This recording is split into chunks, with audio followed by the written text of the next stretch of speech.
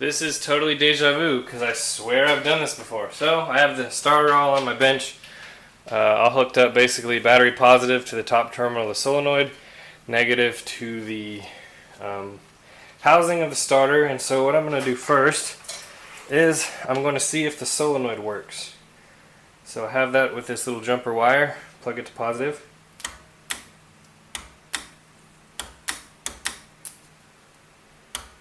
Okay, so it looks like the solenoid is not wanting to retract.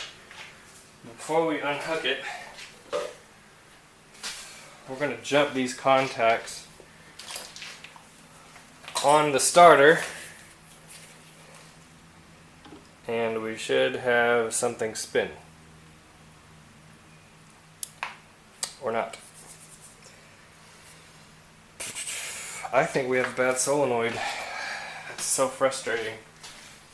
I spent good money on that solenoid. That makes me mad. Well, we have some bad news. I can't get this starter to do anything.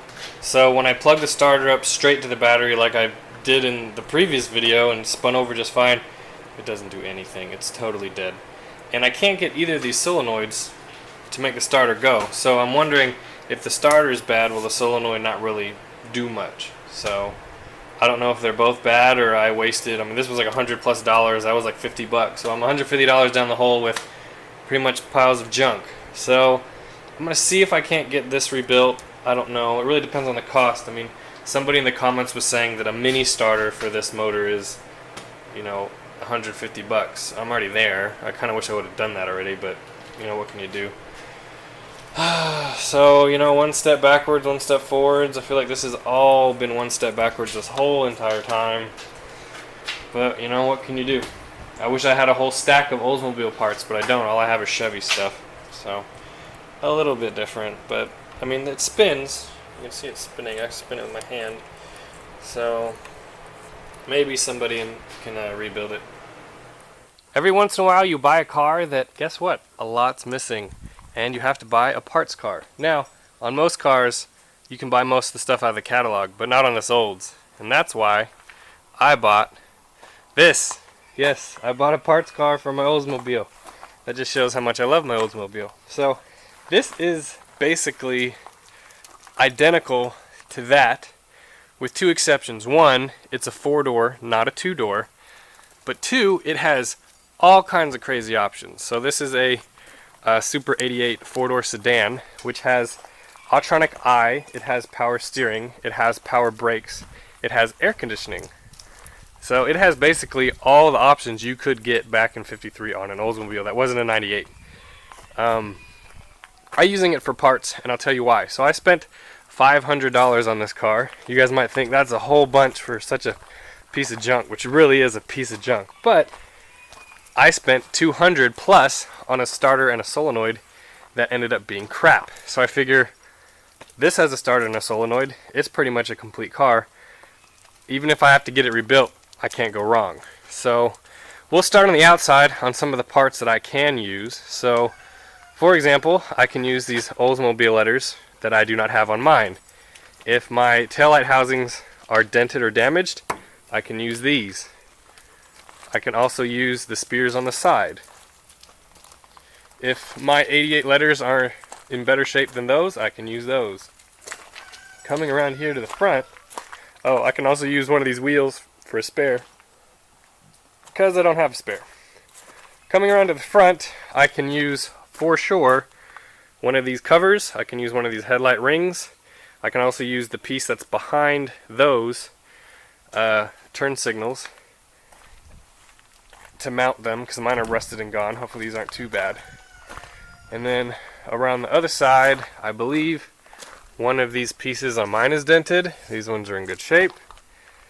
So that is pretty much what I can use on the outside. In the trunk, we have a gas tank, and I can at least use this gas cap. But I guarantee you all this AC stuff here in the back, I can get that sold for decent money, especially these scoops that are on the side. Now you may ask, why wouldn't you put that on your car? The Caddy is for options, the Oldsmobile's for, you know, base rocket ship, basically. It has the optional reverse lights, which I might put those on mine. I might not. We'll have to see. But I'll have a second gas tank. If mine doesn't turn out to be good enough, I can at least have another option for that. I have this light for the trunk, which was missing on my car. They unplugged it, so I will take that for mine. And then going inside, it's really bad in here. So this car's been outside in Pine Needles in East Texas for a very long time. But if I need anything from the dash, I'll have an extra here inside. So really, really rough. I can use this dome light cover, so there's that. So I feel like we're past $500 at this point when it comes to parts. And I also know that I can sell all kinds of parts off of this car and make my money back pretty easily. The guy that had it, he obviously didn't want to. I don't blame him. But these clear tubes in the back for the air conditioning, I guarantee you those are worth decent money. And then there's Noodle. Noodle, do you like the Oldsmobile? No, you don't like it? You want to go inside? No? Okay. Nothing from Noodle. So under the hood, we have some more treasures. Let me get the... I can get it open. Come on. Alright, so under the hood we have some more treasures. We'll start from the front and go to the back. So mine, if you remember, all this part right here is all disassembled and gone. I'm not really sure how it goes together. I have no hardware for any of it. And now, with this one, I do. So this shield right here, I can take all the hardware from here. This part right here is missing the hardware. I can take that. If I need anything else from underneath here, I can do that. For example, the headlight wiring for mine underneath this panel is all kinds of messed up. I don't know what wires go where, but this way I can look at this one. I'm pretty sure they haven't really touched any of it. So I can look at that and see what it's like inside of there. As you can see, there's obviously a lot of craziness. This car's been sitting for forever. Another thing is there's a blower motor in here that I can use on mine. There's a battery core that I can use for buying a battery for mine, which I don't have yet. Let's see. I mean, there's the Autronic eye stuff, windshield washer stuff. There's air conditioning parts. There's a generator core that I can use to get rebuilt because I don't have another generator. I did buy a new one of these, but I would like an original one. There's that I can use. If I ever want to add power steering, there's that I can use. I bet you these pulleys, which are, looks like four groove pulleys top and bottom, I bet those are worth a pretty penny. I don't think all of them came with that. And then I have this choke housing, which is broken on mine. I can use on mine as well. So yeah, I mean, it's just like the Parts 56 Caddy that I bought. Just like it. But you know what? I just feel like it's better for my money instead of, going through eBay and trying to find what I need to just have this in the backyard ready to go. And then last but not least, it's got hood springs, which I need. Mine are missing. And yeah, so I wish I had bought this before I bought the neutral safety switch and, all the starter. Oh, that horn I can use on mine because mine is rusted. The starter and solenoid that I had, I ended up returning, and I'm going to get the ones off of this car rebuilt. That way I have some kind of recourse. And then also the neutral safety switch, if I ever need another one of those, I have one of those. So yeah, quite a few things that I feel like I can use on mine, and I'm thrilled to have it. It's going to be in the yard for a long time, just like the 56 Caddy, which you can see right there. What's left of it, at least. So I think when the yard dries out, I'll unload it off my trailer, just because right now it's way too squishy, and I know that I'll have issues getting stuck right now. But yeah, I'm going to start pulling off the little things off of it, and then going from there and seeing, making a big collection of parts that I can put on mine.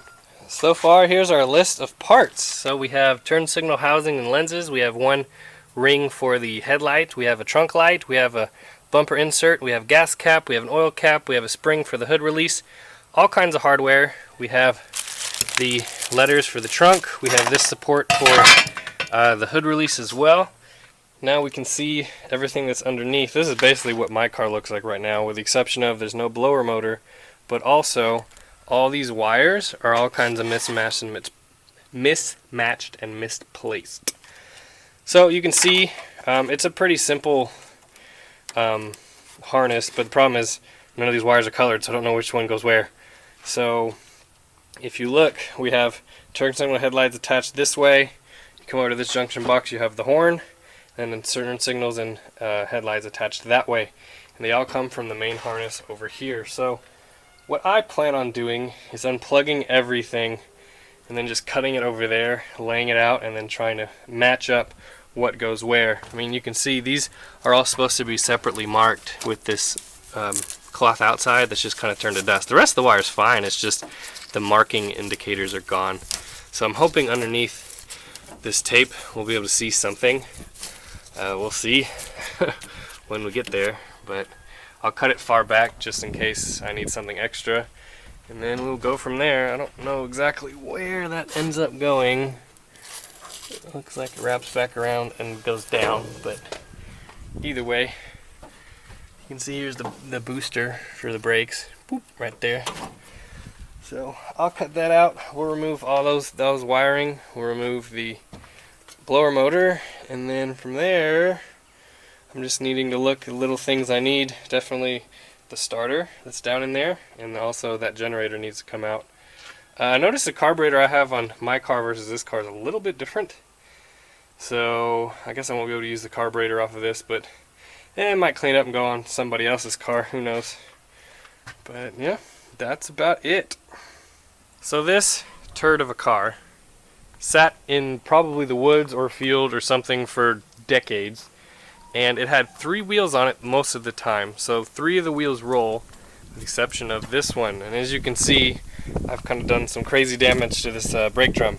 So luckily for me, these drums are pretty much 2-piece drums. They have these little tabs that go inside the outer part of the drum, and it's pretty easy to break it off with a big screwdriver and a big hammer.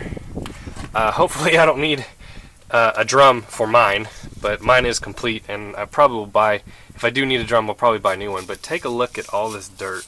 So this was the dirt that's left inside of it. Most of this is what came out from inside of it. So this was actually under the ground, and that's why no amount of heat or beating it or anything like that was really going to get it to break loose. So I went to the fast route and undid it like this. Luckily, what I plan on doing is taking these springs off. This back part of the drum should remove itself, and then I can put that hub back on, and it should roll just like normal, just like it doesn't have a drum, because the hub attaches to the back side of that drum. So worst comes to worst, I have to beat down these little edges that I've created, but I think it will fit on the wheel. There's the wheel off of my 88. I think we should be good, because it has this little part that whips out. So yep, just wanted to show you guys some of that carnage. Isn't that awesome? But I need to get this turd off the trailer so I can bring other cars home. So stay tuned on the olds. Alright, there is the carnage. So pretty much had to break the brake drum in half. Got it off, had to cut these little keepers off of the wheel cylinder, but I think I did okay. I mean, I kept all the springs. The only damage is going to be the brake drum and the brake shoes, which were trash anyway, and the drum was probably trash anyway. So now, when I put that back on, it should roll. It will roll. So excited about that, and get this off my trailer. And here is the result. Must be nice not to have any brake shoes. Brake drum. Clicky, but it does turn for a long time. So the bearings are good, the races are good, the hub is good, the drum, it's gone. So I don't know if I'm going to do it the rest of the day, but I got 3 wheels to swap out, and then this turd to push off my trailer to where I want it to reside until all the parts are gone and it gets cut up and taken to scrap. But sadly, I was the one who killed this car. It was whoever left it in the woods 30 years ago that killed it. Alright, this is one of the main reasons I bought this car, was for the starter. And I'll be the first to admit, it's a lot different than what I had before. The starter is the same, it's the solenoid that's different. So we have this strap that goes from this top post over to the main power terminal, and then also has that piece that goes from there to there. Other than that, I mean, it's really dirty and nasty, but it does spin and it does move. Now it probably needs one of the springs inside to return, which isn't too expensive, but it does move. I can turn this by hand. It's really kind of tight, but there you go. So I'm tempted just to throw a battery on it and see what happens. You never know, it could work. Alright, I got the starter on the bench and I've opened it up. As you can see inside, it doesn't look too half bad in there, but knowing this starter, it'll probably need rebuilt. But it does still turn. I'm turning it by hand right now. So what I'm going to do is I'm going to clean up all these contacts and we're going to test it just like we did the old one and see what happens. Alright, we are going to test the starter motor by itself first, and then we can test the solenoid. But if the starter doesn't work, it doesn't matter about the solenoid. So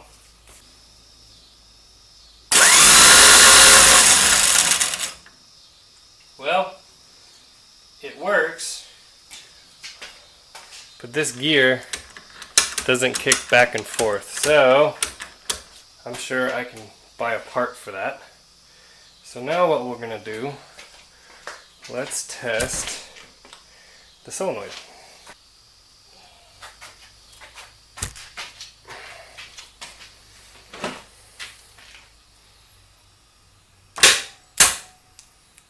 Well, it looks like the solenoid works, but it doesn't look like it's making the starter motor go. Maybe just because my wire's too wimpy, I don't know.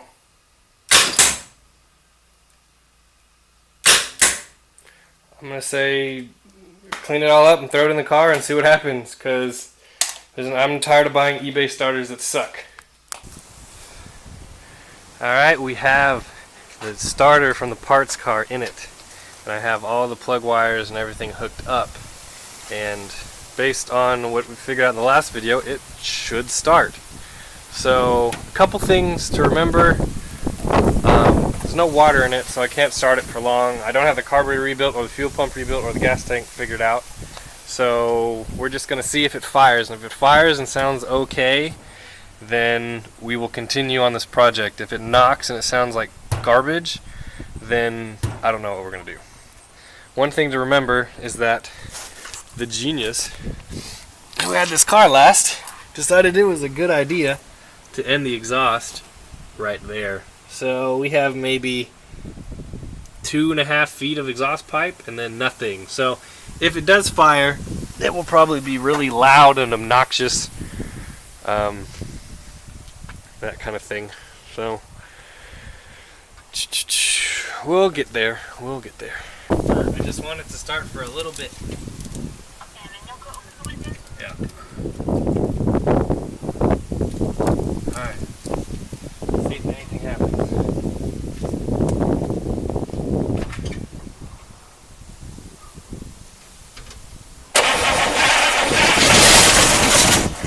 Ooh, it ran. It ran. I am recording it. Everybody say hi to the wife. She's on the phone. She wished me luck, so because of her it ran.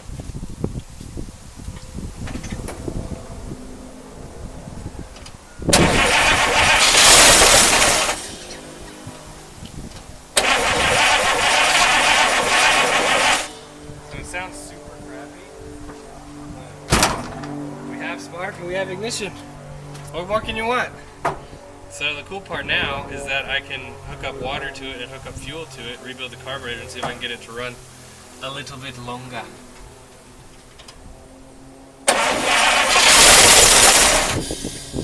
It doesn't ever want to run more than a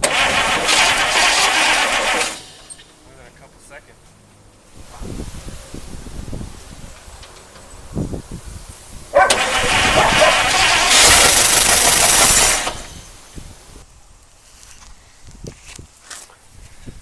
Alright, there you go. It ran, not for very long, and it didn't sound that great, but it did run. So What we'll probably have to do is we'll have to figure out the fuel system first before we can continue on anything. Get the carburetor working like it should, get the fuel pump fixed. I have rebuild kits for both of those, but the exhaust is cut off short, so it sounds really crappy. So hopefully we can get it to fire up and it won't knock, just be loud because the exhaust. I mean, it'll probably sound like a tractor until I get that fixed, but we're one step closer. Will it run? Yes. Will it run for long? No. Will it run well? No, but it does run.